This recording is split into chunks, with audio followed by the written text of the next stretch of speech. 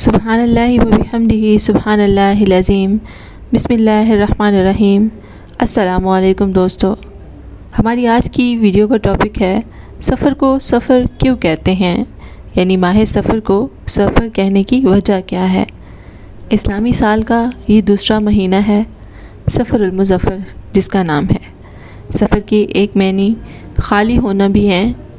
اہل عرب کا معمول تھا کہ ماہ سفر شروع ہوتے ہی جنگ و جدل اور سفر کے ارادے سے اپنے گھروں سے نکل جاتے تھے، جس کی وجہ سے ان کے گھر خالی رہ جاتے تھے۔ اس لیے کہا جاتا تھا سفر المکان، یعنی خالی مکان ہو گیا۔ سفر المکان کے معنی ہیں مکان خالی ہو گیا۔ اس مہینے میں اہل عرب سفریہ نامی شہر میں جا کر کھانے پینے کی چیزیں جمع کرتے تھے، جس کی وجہ سے ان کے گھر خالی ہو جاتے تھے۔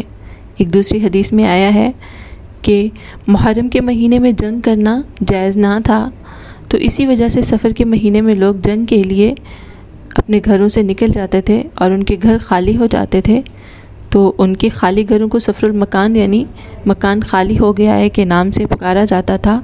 اسی وجہ سے اس مہینے کو سفر کا نام دیا گیا۔ سفر المظفر اسلامی مہینہ ہے اور یہ اسلامی سال کا دوسرا مہینہ ہے۔ اس کے متعلق یہ کہنا بہت ہی غلط ہے کہ یہ کوئی منحوس مہینہ ہے یا اس میں بلائیں اترتی ہیں۔ انشاءاللہ تعالی ملیں گے نئی ویڈیو میں نئے وظیفے اور نئی دعا کے ساتھ۔ اس طرح کی اسلامک ویڈیوز دیکھنے کے لیے جڑے رہیں ہمارے ساتھ۔ Thanks for watching, stay tune.